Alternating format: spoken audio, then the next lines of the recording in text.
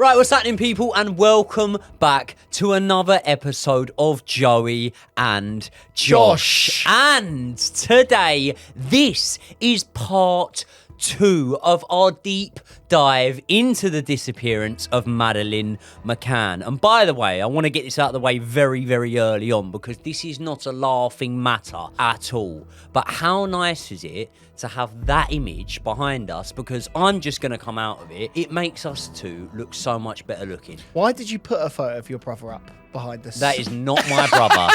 That, my friend, is the chief suspect in the case that we will be talking about. By the way, guys, last week we spoke about the disappearance of Maddeleine McCann. Now, if you haven't watched that first episode already, I would highly urge you to check yourself into a doctor, really, and get your head checked. Because if you're not watching that, there's clearly something up with you. No, I would highly urge you to go and watch that episode. We spoke about the disappearance, the nights, the timeline, the parents, and today we are going to speak about all of the other relevant sightings and suspects, revelations, and even the woman who has come out and claimed that she herself is Maddeleine McCann. But just quickly, we need to say thank you to a very select group of people that are our channel members that might be seeing this video early for the first time, up to 48 hours early. That is huge, by the way. And that's not all they're getting, by the way. That is not all you are getting at all. Members also get, every week we'll do a live stream on this channel where you and I will speak. We'll talk about the case. We'll talk about what we fancy. And we'll also answer some questions. We'll be doing it in an unfiltered way, access that you would never otherwise be able to get. You don't need to do a super chat. It's just a very, very low membership fee. Well, speaking of super chats, though, that's got me rattling my brains here. Go on. Surely, for that sort of content, you're going to be charging hundreds, if not thousands, for this membership, aren't you? No, we're not talking about your hourly rate. No. No, we're not talking about that, mate. No. We're just talking about a monthly fee of £5. Something you'd find down the back of the sofa. That works out about less than £1.25 per week. Am I correct? Do you know what's amazing is how quickly he did that maths? That is quick maths. Yeah. But remember, what I would say, right, is for anyone that doesn't want to be a channel member, all of these videos are coming to you anyway, right? It's just the channel members get them early, you get the live streams, you get all the other perks, and we'll do like private chats, we'll get out photos, videos, behind the scenes stuff, and also all of the naked stuff. And most importantly, as well as the naked stuff, they get to call themselves part of the hardcore core. You're part of the hardcore. Remember, in this video, we are two normal blokes. We're only using the information we can and chatting as if two normal blokes would do in a pub. So everything is alleged. We are not casting aspersions on any particular person. And I think with that, we'll get into the video. Please don't sue us. That's what it's loosely translated to. Now, Josh, last week I was obviously discussing this case with you, and I think it's probably fair to say that I launched a bit of what you could maybe call a tirade against the parents. And I don't necessarily mean that in terms of saying that they were guilty, saying that they had killed their daughter or anything like that. But what I was saying is they were massively neglectful, and they never really acknowledged the fact that they were neglectful. They tried to distance themselves a lot from it. They tried to downplay the situation, and as I say, never truly admitted that they had done wrong on that night all those years ago. But I did refuse to rule out them having any sort of involvement. And let's be honest, right, off the back, before you had really done your research, you did somewhat think that I was a bit of a madman at the time, you might say. A bit of a conspiracy theorist. Maybe even a tin foil hat wearer. Where have you put it? Where I put it? The hat. I think I've actually handed it over to you because I've been getting some texts from you this week, and you have started to have a few concerns yourself about Kate and Gerry McCann. So can you use this as an opportunity to either elaborate or just apologise to me and say, Joey, you're the king? I would, do you know what I'm going to do just to inflate his ego the most right now? I am going to do a formal apology to you and just say, I'm so sorry, Joey, because I doubted you. And you've always guided my way in everything that we do. And I just need to say thank you for everything that you do. Thank you for your knowledge on the case. And in life? Life. Yeah. Sorry, what life. university did I go to? You went to the University of Life. Of Life. Okay. And it's a good uni. It's difficult to get into. Yeah. Yeah. There you go. You need to get expelled from school. You got no. The University of Life actually is a 1 in a billion chance. Yeah. To get into. Go. There you go. You need it. Lucky I got there. How did you get to thinking that there may be a little bit more involvement on the parents' side in this case? I did my research, and oh my God, this case is just completely blown up. Like literally, I have found information that you wouldn't even believe. I found information that I don't even think you know.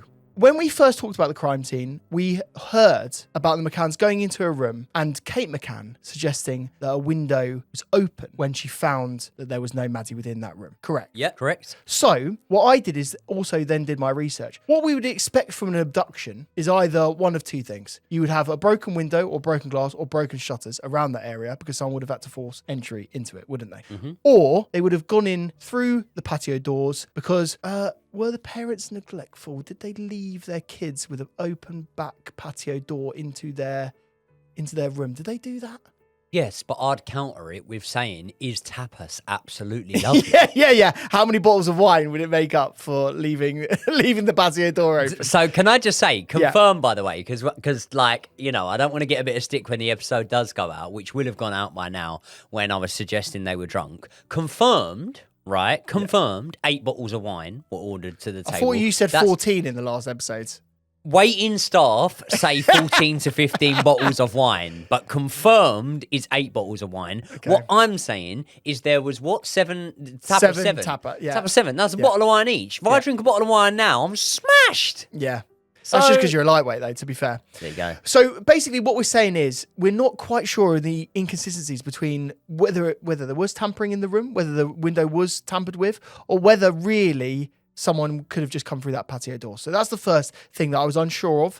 And also I feel that they've kind of pulled the wool over our eyes a little bit. So that raised suspicions. The next thing is about their limited company, which is all about finding Madeline McCann. Obviously, you would hope so, right? Of course. In the time in which they've started that company, which they started very, very quickly after Madeleine went missing. Always good to get the ball rolling straight away. Always good. And also, obviously, it could be a registered charity. It's not. It's a limited company, so therefore they don't have as much restrictions in terms of what they need to do. Just help me with a question, mate. How much of the money that they've raised so far, and bear in mind, it's over £4 million they've raised. Okay. So, you know, chump change, really, for someone that's going through a big court case. Yeah. But we'll get onto that in a second. How much of that money do you think has been directly invested into finding Madeleine? Well, a decent percentage. No, let me hit you with the percentage. Go on. Because there'll be viewers that will go, well, 100%. But that's unrealistic. It's actually unrealistic to say 100%. Yeah, charities don't invest the money. But because you need to understand having eyes and ears on the ground, paying for, that counts as searching. But, accommodation, things like that. I think back to the Jay Slater case and the GoFundMe and the money that was raised and things like that. So you would imagine that those sort of fees would cover probably 20% and then maybe 80% would have gone into the search for Madeleine? Yeah, 13% is what has 30? 13%. 13% has gone into directly searching.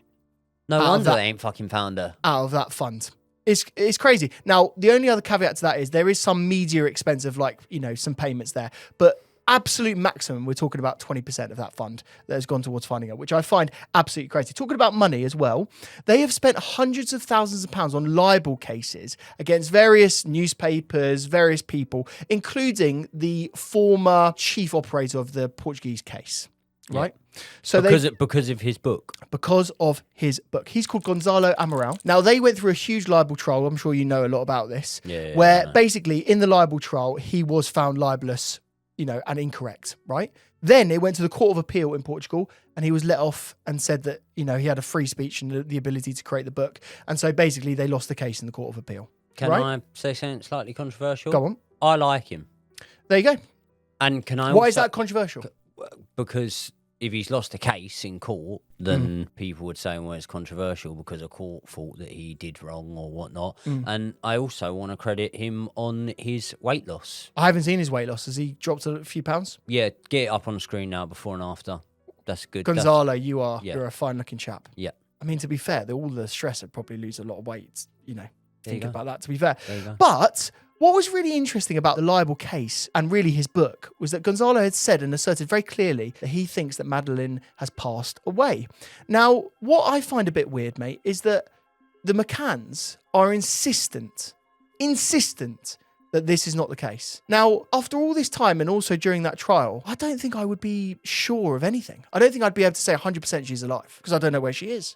Why are they so sure that she's not dead? Some parents need closure, and obviously on another case that we covered on the channel, if you haven't seen that one, Ariel Castro, the man who kidnapped 3 women, one of the women's parents, Amanda Berry, she went on a psychic show, and they said, she's dead, she's in water, and the parent passed away believing that her daughter was dead off the back of it.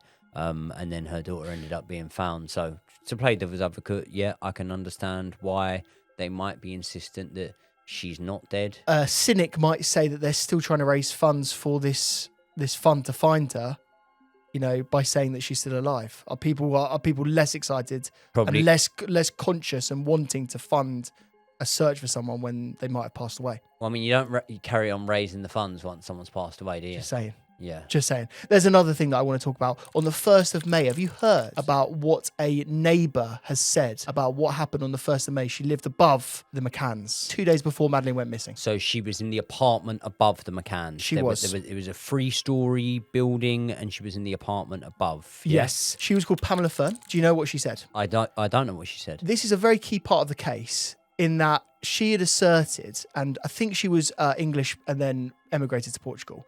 She said very clearly that she'd heard for an hour and a half a young girl, and she said very clearly that it wasn't a baby. It was, a toddler-age girl. She said she heard her saying, "Daddy," but she heard that this girl was crying for over an hour and a half on May the 1st. I actually did know that. So I'm just saying there's also other reasons to say that these parents weren't looking after Madeleine the whole time. Now, Kate and Gerry McCann have also said that the day of the disappearance, Madeleine asked them, "Why didn't you come when we cried the other night?" Now, if there was a commotion and if they were involved in any foul play at all, that would be a good way of laying some groundwork there to sort of mask the story of why that noise happened the night before. Yeah, exactly. 2 nights before. But I still think it's so interesting. Next thing, I'm gonna whiz through these now because honestly, Joey, I've got a lot of these, so I need to do this very quickly, right? Phone records. Why did Kate and Gerry McCann delete on their phones calls that then later came out in the Vodafone records that they had made? So on your phone you can delete a certain call, but it still goes through. When it's on your bill, you can still see it. Yeah. Why did they do that? Why did she wash Cuddle Cat? There's some stuff that's going on.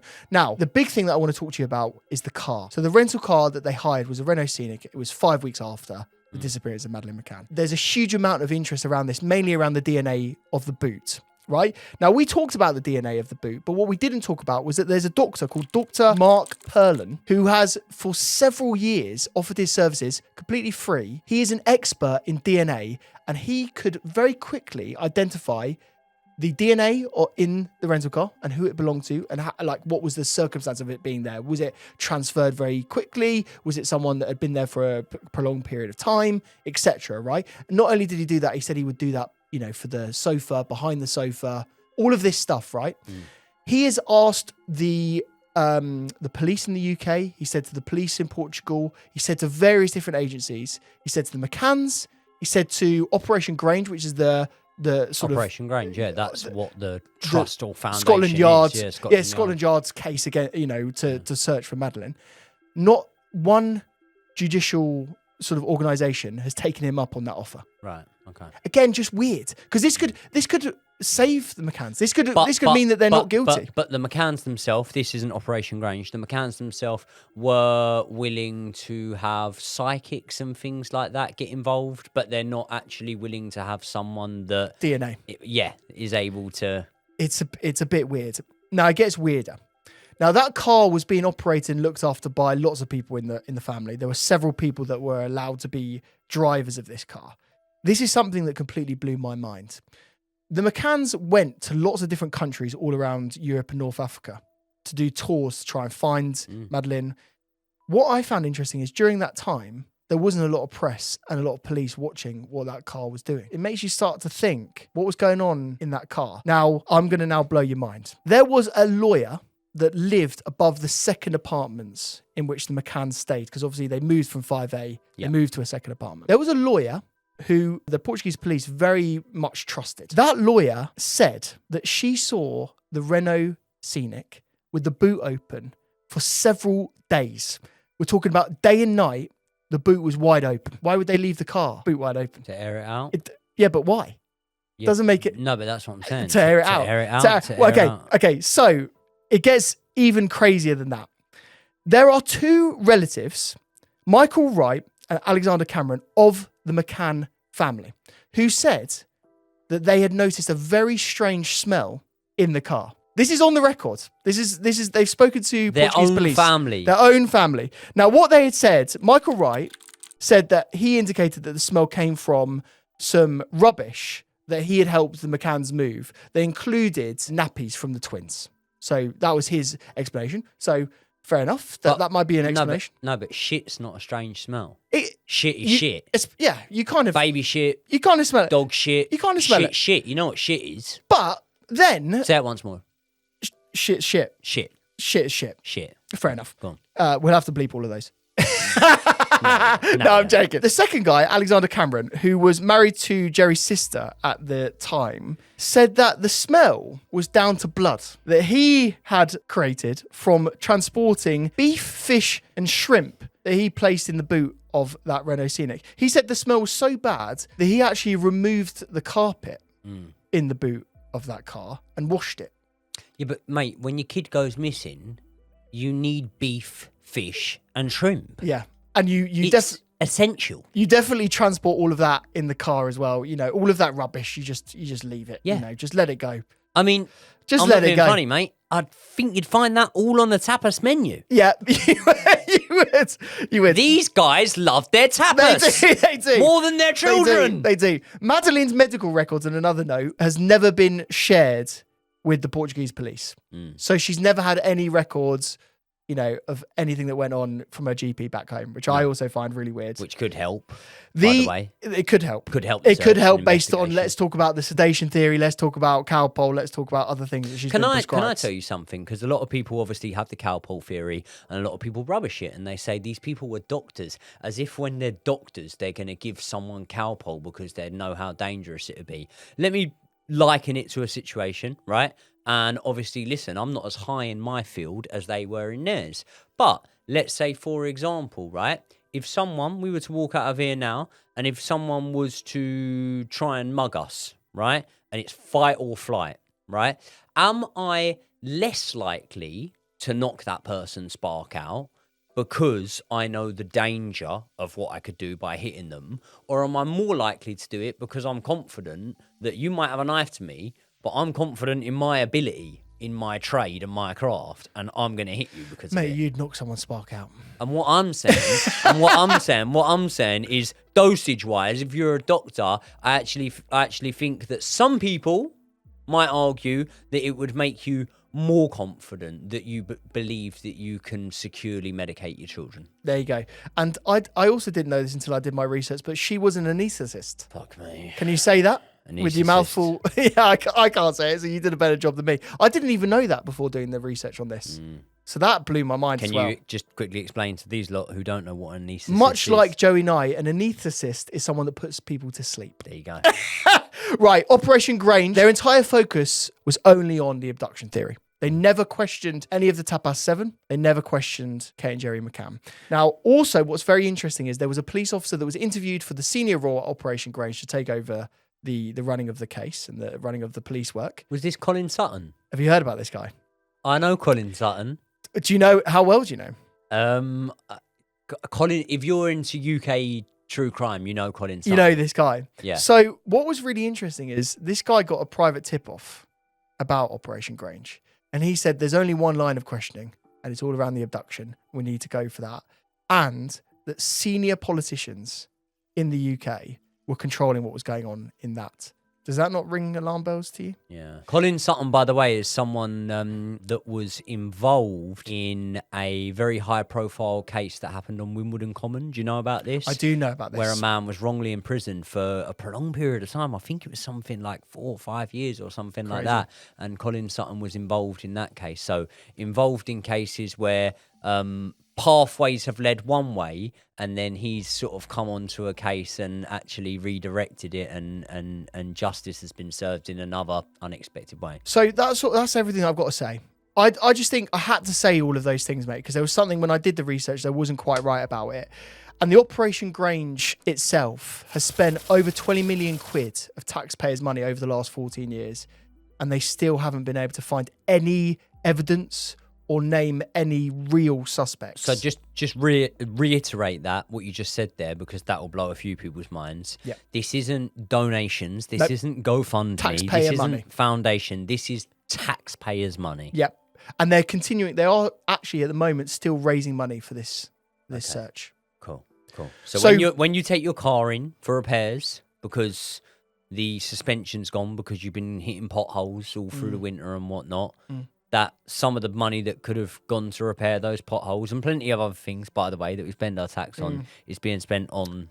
The first thing I do, mate, when I get my car serviced is I wash the carpet in the boot. Yeah. That's the first thing I do. And cuddle cat. Yeah, and cuddle cat. But we're not insinuating the parents had anything to do with it. Why don't we look at the official suspects? Go on. Suspect number one being Robert Murat. Now, Robert Murat was named Arguido, obviously suspect. 12 days after Madeleine's disappearance, he was a 34-year-old British-Portuguese property consultant born in Hammersmith, up the Chelsea. Big up.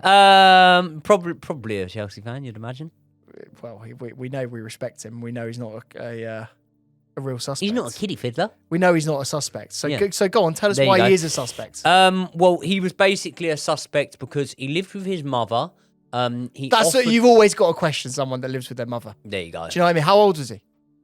He was 34 years old, still living with his mother. Fuck me. Guilty as charged. There you go. My sister's watching now. She's 34-ish, still living with her mum. Yeah.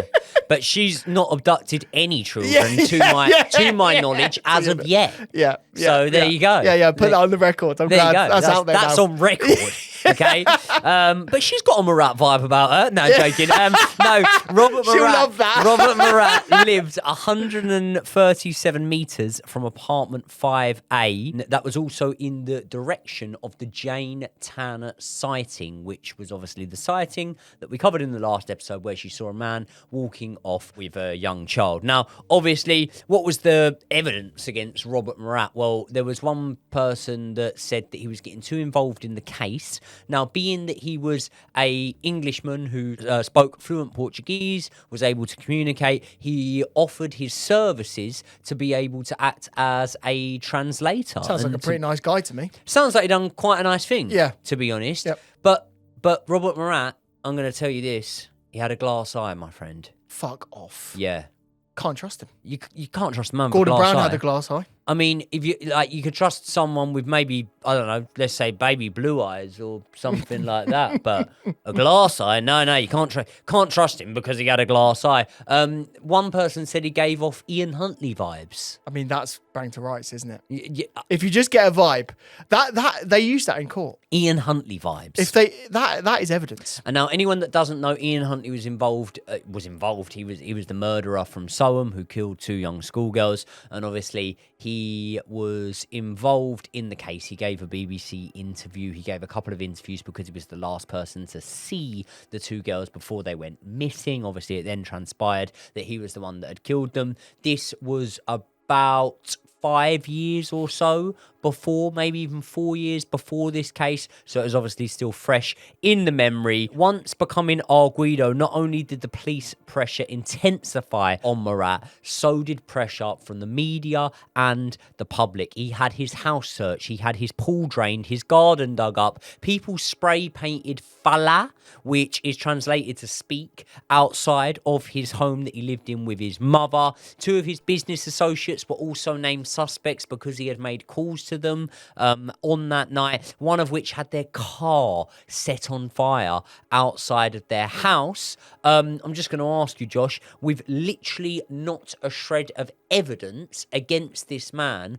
apart from the fact that he was giving people Ian Huntley vibes, is that unfair in your opinion? I think it's a disgrace what happened to him. And to be fair, the rightful actions happened afterwards. You know, he had a huge payout for libel. He had 600 grand against British newspapers, tabloids in that period, because all of it was basically false. There was nothing behind it. There was no evidence. You know, when you get that 600 grand payout, yeah, do you pay tax on that? No, you don't. No. So just think about someone that's ever said anything bad about you, and we'll speak to some lawyers. Well, we'll probably have to speak to some lawyers after this episode for what we said about the McCanns, won't we? Yeah, Moving on, suspect number 2, we have Jerry McCann. How does that make any sense? Well, why don't you tell me, Josh? I think with Jerry McCann, what is interesting, bearing in mind all the evidence I've just gone in, and we've done about 20 minutes of evidence, so I won't go on too much of this. We've just spoken a lot about why the McCanns could be suspects themselves. But in terms of actually why they were officially named Aguido, there was a sighting and a statement from a member of the public, wasn't there? Yeah, so this revolves all around a guy called Martin Smith, who basically was there at the time. He was in Praia da Luz. He was on holiday himself. Again, English guy that had gone on holiday and was in Portugal. Now, what is really interesting about this is it was 13 days after the disappearance that he contacted the police and went out there. But it wasn't until 23 days after the disappearance that he did a formal statement to the Portuguese police, but via the British police, or it might have been the Irish police, actually, I think. What he effectively said was that he saw a man carrying a motionless, possibly sleeping, small, blonde girl in his arms at approximately 10 o'clock. Now, what's really interesting about this is it puts a very different timeline to what the Tapas 7 and what is her name, Jane? Is it Jane Tanner? Jane Tanner. The tan dog. So the tan dog. What Jane Tanner said, because I think her sighting, correct me if I'm wrong, Joe, was at 9:15. Can you remember that off the top of your head? I believe I'm pretty sure it was. So now we're in a completely different territory. So now we're talking about potentially multiple abductions or multiple people, carrying young children at this time, which is very, very important to this case. Now, the Martin Smith sighting was very, very interesting, very significant, because the Jane Tanner sort of results and interest was always inconsistencies about her story. There was stuff that they basically did a documentary afterwards where she said something different that she'd said in the police statements, and actually Gerry even questioned her account of events. So something weird's going on there. Now, 15 bottles of wine. 15 bottles of wine. Yeah. In October 2013, Scotland Yard actually said that this sighting by Martin Smith was vitally significant to the case. Now, what is really interesting about this is he gives a description of a man that he had found and seen. And the description was average build, 5'10", approximately 40 years old, brown hair cut short, full head of hair, beige trousers, dark colour top, and he was alone. That goes to you, okay, well, that could be a load of people. But what Martin Smith said to the Portuguese police is incredibly important. He said he saw the Jerry McCanns walking down from a plane that they had boarded. And he'd seen this footage because it was national TV. Everyone had seen this footage. And he said that this man was carrying the child, because he was carrying one of the twins, Jerry, at the time. Yeah. He was carrying the child in exactly the same way that he had noticed this man that he'd seen on the night of Madeleine's disappearance. Did he specify that he felt that the man looked like Jerry McCann, or that he was just carrying the child in the same way? Two things about this. He was carrying the child in exactly the same way, and that he was 60 to 80% sure that it was Jerry that he'd seen that night. So if he's got to be a suspect, and to be fair to the Portuguese police, they did make them prime suspects, or Guidos, didn't they? Did he mention the man sort of looking like he had an interest in tennis? Yeah, he said that he was in tennis gear at the time. Yeah. Yeah. There you go. Yeah. Guilty. Why did they play tennis? I was watching that back. I couldn't believe that. Could you imagine playing tennis today? But there's so many weird things, like they hired PR consultants. They were playing tennis. They were talking more to the press, and they were thinking about searching for their daughter. And all of this limited company set up. With the exercise thing. Yeah. Going out running, I still think is weird. I still do think it's weird, right? But going out running is not a sport of a competitive nature. It's not even really a sport in some circumstances. It's, an activity, right? Tennis is like a competitive sport. I know some people that think, hold on, what are you going on about? There's no difference. But from someone that does compete in sport, like, it's weird. Playing tennis within 48 hours-ish after your daughter has gone missing, along with everything else, washing cuddle cat, all these things that we spoke about, is fucking weird behaviour. If you're going to want a bit of exercise, run around the beach and try and find Madeleine McCann. There you go. It's pretty simple, isn't it? There you go. Really. Shall we move on to suspect number 3? Please do. Suspect number 3. I believe his name is pronounced Euclides Monteiro. Now, he was a man that had worked prior to the Maddeleine McCann disappearance at the resort in Praia de Luz. He was a known heroin addict. He was a known drug taker. He was also known as someone that did burglaries and whatnot, and someone that I believe had been under suspicion of doing burglaries in and around that area in particular, and particularly targeting holidaymakers, so stealing things, watches, jewellery, money, things like that. As far as we know, he didn't have any offences that were sexually related or anything like that. He actually died in a freak tractor accident, so not a nice way. Yeah, not a good way to go. Not a good way. But also to go. just strange in this story. A guy passed away because he got hit by a tractor. There you go. Weird So one. yeah, really weird one. But they stopped sort of implicating him after his death, didn't they? Really? No. Well, actually, after his death, he was ruled out via DNA. Oh, there you go. So suspect number 3 ruled out. And that is what brings us on to suspect number 4, Christian. I call him Christian Breückner, but you are able to give me a perfect pronunciation. Christian. In German, it's pronounced Brueckner. Brueckner. Yeah. Okay. There you go. Now, the German authorities believed they had stone wall concrete evidence against this man in 2020. 2025, still no closer to anything. So should we speak about some of the evidence that they had against him? Let's do it. Why don't I tell you, let's have a little dissolve here. Why don't I tell you a little bit about Christian Breückner's backstory? Yeah. Let's do that. Let's talk about this piece of shit. In 2020, Christian Breückner emerged as a potential new suspect in the disappearance of Maddie, but it wasn't until April 2022 when Portuguese police identified him as the prime suspect in the case. Yes, he got Arguido status for the first time in any suspect since 2007. Breückner was born in Germany in 1976 and moved to Portugal in his late teens. It is believed he lived there between 1995 and 2007, working in the food industry. In May 2007, he was living in Praia de Luz, just 1 kilometre away from the Ocean Club resort where the McCanns were staying. Breückner is described as being about 6 foot tall, slim, with white and short blonde hair, and he's been linked with a number of sexual offences against children, burglary, as well as convictions for theft and drug dealing. He drove a yellow and white VW T3 camper van, which was reportedly identified as being near to Praia de Luz in Portugal when the young girl went missing. The day after Madeleine's disappearance, Breückner suddenly placed his Jaguar in someone else's name. Soon after, he left Portugal and moved back to Germany, eventually settling in a small German city of Braunschweig. With being called the prime suspect in this case, one would guess that there is a lot of evidence against him. Would you say that there's a lot of evidence? From what you've just told me, well, no, he's a pedo living in the area.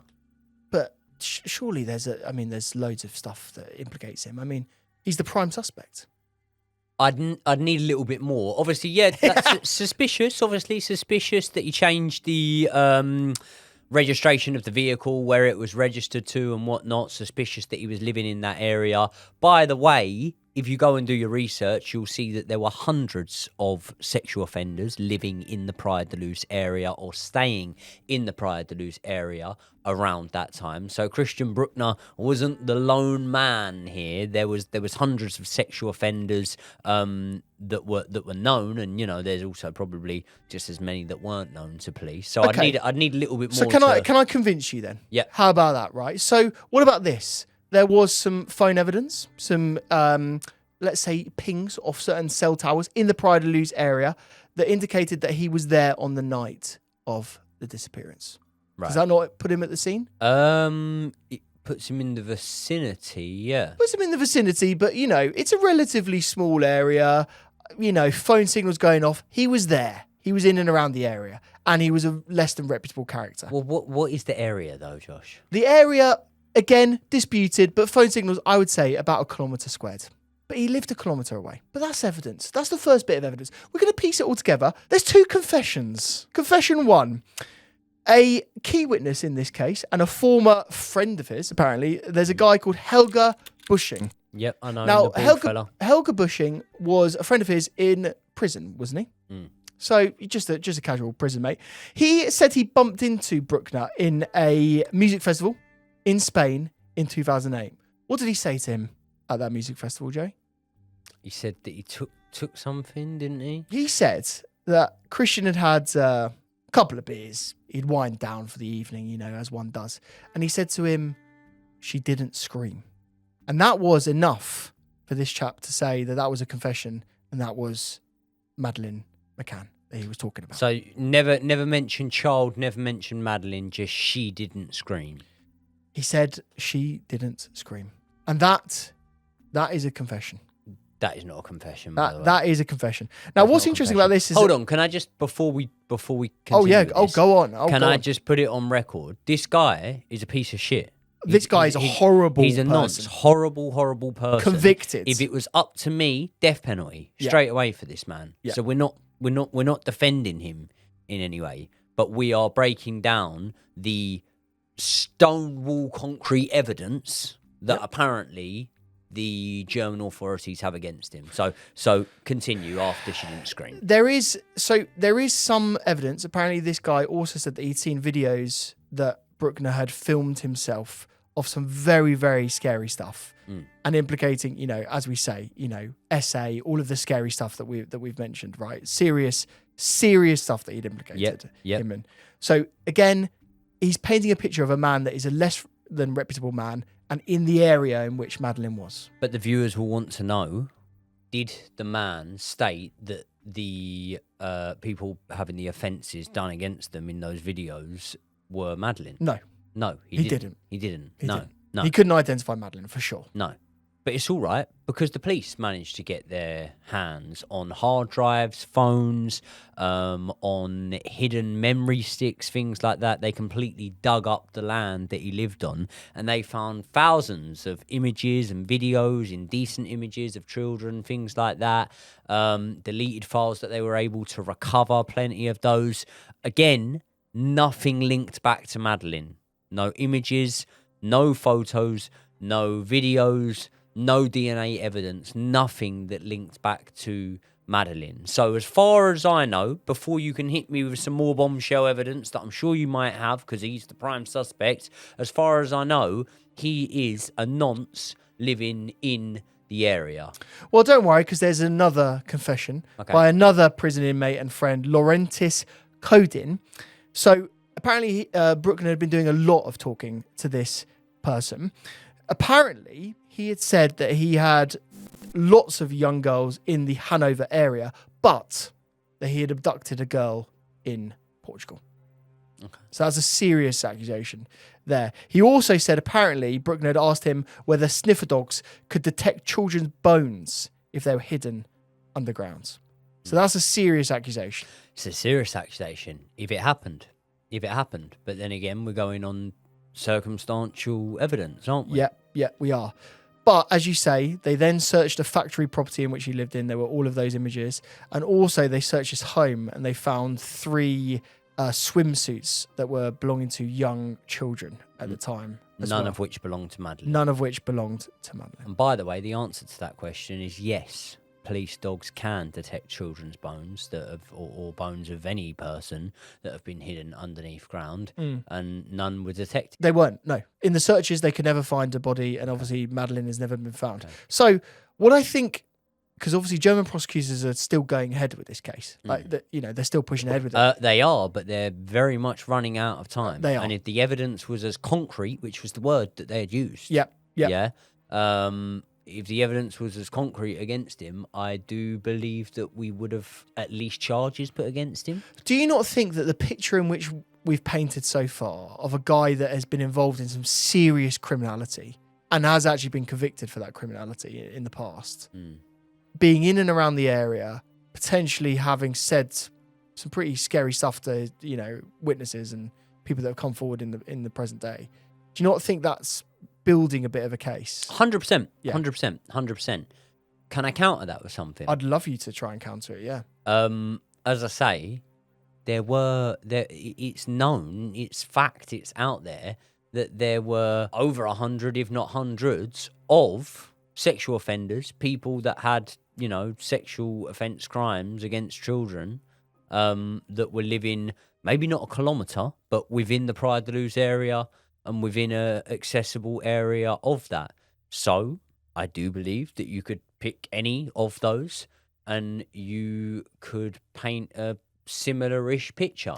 Now, the man may or may not have said that he once abducted someone from Portugal. He may or may not have said that. We don't have evidence of him saying that. Someone's word against another one. Someone's word against someone else's. So he may have said that. He may have not. This man that reported him saying that may have stood to benefit from implicating him. He may have not. I'm not suggesting he has. I'm not suggesting he hasn't. But at the moment, if you're saying to me, is that enough hard evidence? When the story first broke about Christian Breückner, I thought, you know what? Maybe my suspicions around the parents' involvements and whatnot have been wrong all these years. Again, I want to reiterify. I want this piece of shit to die behind me. I want him dead. Do I necessarily believe, off of all of the evidence that you've just given me, that it makes him a suspect? Yeah.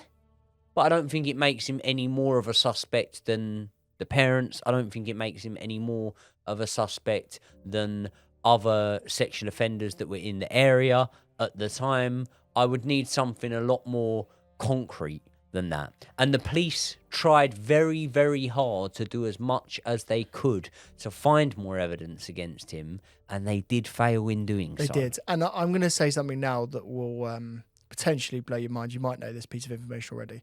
Let's go back to our friend on the case, Gonzalo Amaral, the guy that originally looked after the case from the Portuguese side for the search for Maddeleine McCann. He did a series of interviews before Christian Breückner was identified as a suspect. Do you know about these? I don't know. Please he tell me. said in these interviews that there is a German paedophile that is currently in prison in Germany.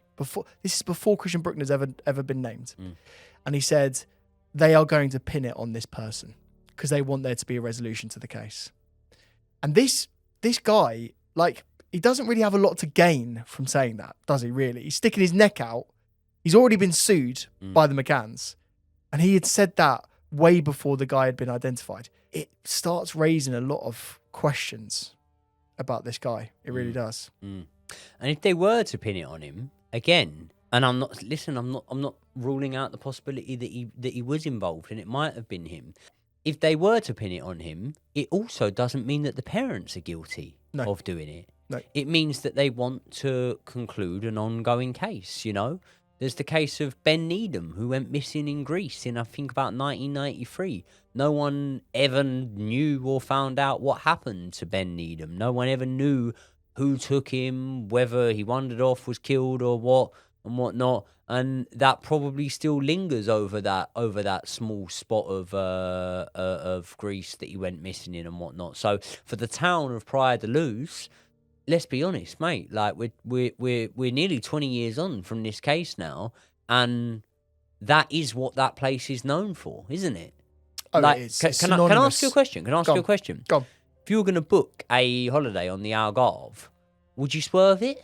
I would swerve it, but I would swerve it by considerable amount. Like, Yeah. I'd swerve it by about 30 miles. And you're not even a parent, Josh. I'm not even a parent. So you can imagine what my answer would be had you have asked me that Would question. you? What would you say? Would you just not even go to that part of Portugal at all? I'd go to the Algarve. Yeah, Yeah. just nowhere near there. Yeah, I just wouldn't eat tapas. Would look, she be out with you? Listen.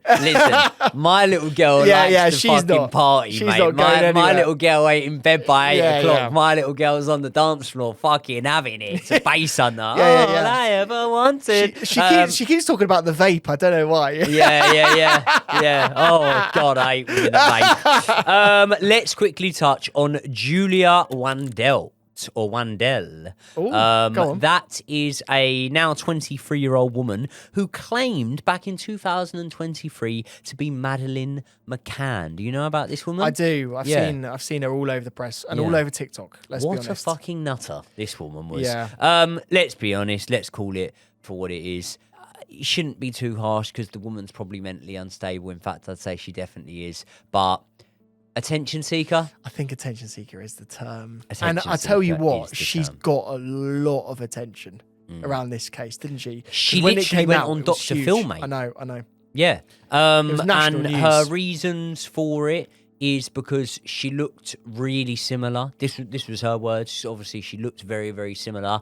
Now, you can see a picture of Madeleine as a youngster. You don't know what people look like when they grow up. You know, people can look different when they're kids to when they grow up. But you can see Madeleine as a youngster on screen now. And you can see Julia, at her current age on the screen now. They look nothing fucking alike. They look nothing alike. She did an ancestry test. Yeah, but which... it came up like she did have some ancestry with it. No, with it Gerry. didn't. Really? No, it didn't. No, it didn't. It didn't. It came up that she had ancestry to 3 other countries, and none of them were Merseyside, none of them were England either. And also, she cannot remember her childhood or her parents during her younger years. So, lack of memory must be Maddie. You know what I mean? I can't listen. I have 6-7 singers up at Stamford Bridge. Can't remember a fucking thing. I must be Madeleine. Yeah. There you go. We've solved it. There you go. We've solved there you it. go. But So yes, it was quite quickly shot down, wasn't it? Let's be fair. she had her 15 minutes of fame. Scumbag. It is what it is. Listen, it's a case that I think will rumble on. Do you think, deep down in your heart, Josh, do you think that this is a case that will ever be solved in our lifetime? I really hope it does, because I feel that there's so many people that need some closure in this case. Like, I think there's some suspects that have been innocent here that deserve their moment to say, right, this was the person involved and therefore I am absolutely innocent, and to clear their own name, let alone the parents that have lost a daughter. Let's just hope they aren't involved, because the thought for me that they are involved is something that is really dark, because they have gone on a campaign for years. Can I ask you a question? Barring Madeleine herself, who do you feel most sorry for in this case? Obviously, there's people that have been named suspects. There's people like Robert Murat, who obviously did seek legal damages, but has had his life to an extent ruined over this. Who do you feel most sorry for? Do you know what's crazy is, I probably would have to, if they are innocent, you'd have to say the parents. Surely, if they are innocent. Can I ask you a question? Who would you say? I will give you my answer in a minute. Can I ask you a question? Go on. Your gut instinct. Do the parents know more? Now, after all the evidence from both episodes of this case that we've done, do the parents know more than they've let on? My hypothesis, and bearing in mind we are 2 average guys that have like very little access to the real court evidence and that sort of thing and what actually happened, I do think that they were sedated is a very aggressive word, isn't it? But there was definitely something going on, because the twins were fast asleep for a very long time, even though all of the people were in and around that apartment, which I still can't believe hasn't been investigated more. By the way, on that, there was a toxicology report of their hair. Did you hear about this? No. They did a toxicology report, and apparently nothing came through of the toxicology report in terms of sedation. There you go. So, and apparently with hair, it can last for a long time. Like, you can identify that information for a long time. That's why Now, Britney Spears shaved her head. Gonzalo There you go. Gonzalo, fair enough. No, I didn't know that. Yeah, I that's didn't, why Britney Spears shaved there you her go. head, yeah. Gonzalo Amaral says that it was conducted too late. And so his assertion is that. What were you asking me? I was asking you who you felt most sorry for, and it was very, very ironic. I'm putting my hypothesis. My hypothesis was that something did happen. She was sedated to a level in which she shouldn't have been.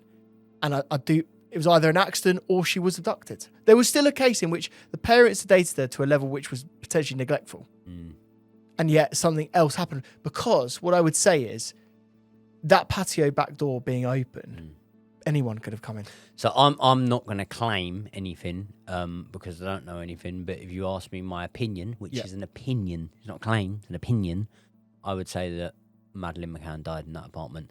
And to answer the question that I put to you first, who I feel the most sorry for, Sean and Emily, the twins, grown up their whole life, knowing that, you know, they don't remember their sister, obviously, because you wouldn't from that age, but they will see the internet, they'll read things, they'll have gone to school, and they'll know that a lot of people out there feel that their parents were involved. Not only neglectful, but also involved. So, yeah, awful case, but I have enjoyed covering it with you, and hopefully one day we find out some more about it.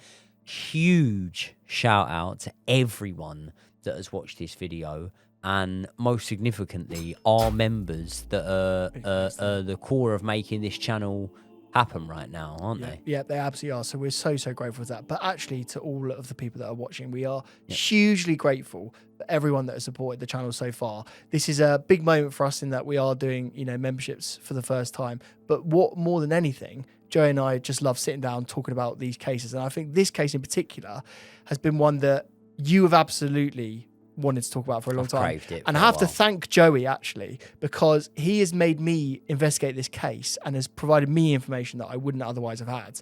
And it's unlocked something which, you know, I thought was an open and shut case, but definitely isn't. And so I have to say thank you, because it's a really good story and I've really enjoyed covering it. You're welcome. So we'll have to do a few more of these. Let us know what you do want us to cover in the next few episodes. We've 100%. Got a few more coming up. We've been getting some good suggestions in of true crime cases to cover, so let us know what you want us to touch on next time out. People, thank you very much. Subscribe if you're not already. Smash a like on the video. We will see you all in the next one.